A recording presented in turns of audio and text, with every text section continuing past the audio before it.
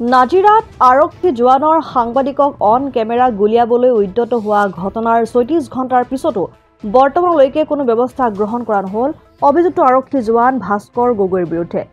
আজি নাজিৰা নগৰৰ মাজমজিয়াত কলা বেজ পৰিধান কৰি প্ৰতিবাদত বহিল নাজিৰাৰ সাংবাদিকসকল।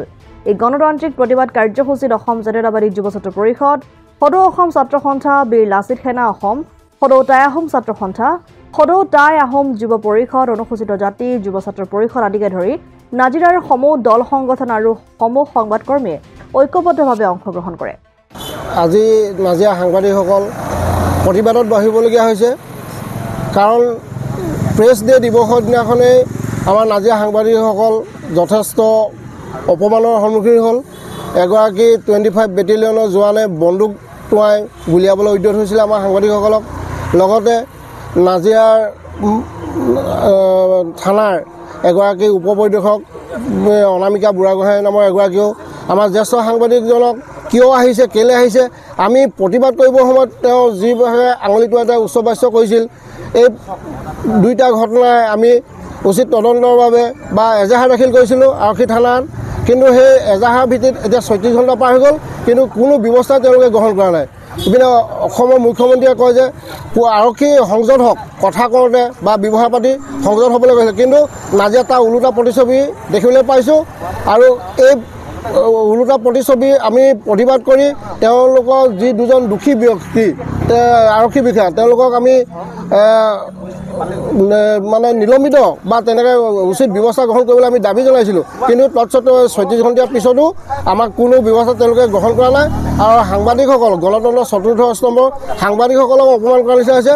আৰু আমি এই কাৰ্যৰ প্ৰতিবাদ জনাই আজি সমূহ নাজিৰাৰ সাংবাদিকসকল আৰু বিভিন্ন দল সংগঠনৰ সৌজন্যত বা সহযোগত আমি এই প্ৰতিবাদ জনাইছোঁ যে তেওঁ উচিত তদন্ত হৈ দোষীক শাস্তি দিব লাগে। সংগঠন তথা আমি আজি স্থানীয় সাংবাদিকসকলে আজি প্ৰতিবাদ কৰাৰ কাৰণ হ'ল, আপোনালোকে জানে যে আজি আপোনাৰ 16 তাৰিখৰ দিনাখন ৰাষ্ট্ৰীয় প্ৰেছ দিৱসৰ দিনাখন আচলতে নাজিৰা ONC কলনীত আচলতে কেইজনমান সাংবাদিক গতিকে তাত গৈছিল আৰু তাত ONC কলনীৰ ভিতৰত সোমাব বিচাৰিছিল আৰু সোমোৱাত বাধা দিছিল। আৰু বাধা দিয়াৰ কাৰণে আচলতে কি হ'ল, তেওঁলোকৰ এজন পুলিচ 25 বেটেলিয়নে আচলতে কি কৰিলে, তেওঁলোকে আচলতে সাংবাদিকসকলৰ অশ্লীল মন্তব্য কৰিলে। তাৰ পক্ষতে তেওঁলোকে অলৰেডি গুলি কৰি দিয়া এটা ভাবুকি দিছিল।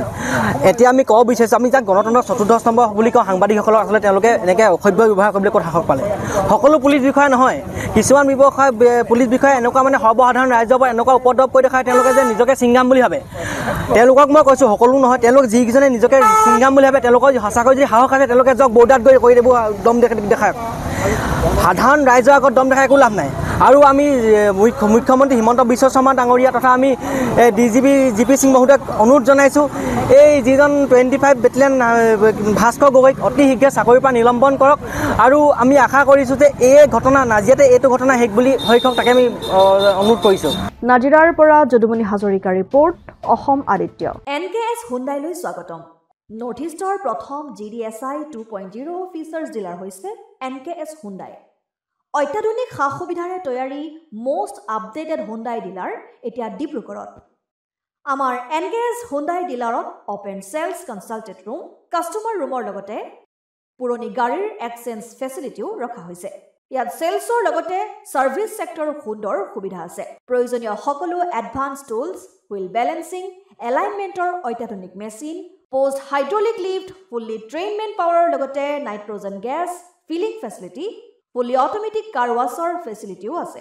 লগতে NKS হুণ্ডাই ডিলাৰে কাষ্টমাৰসকলৰ সুবিধাৰ্থে মোবাইল ছাৰ্ভিচ ভেনৰো ব্যৱস্থা ৰাখিছে, য'ত হাইড্ৰলিক লিফ্ট, ৱাশ্বিং facility, wheel balancing, tyre pressure check কৰাৰ লগতে বহুখিনি সুবিধাই উপলব্ধ আছে।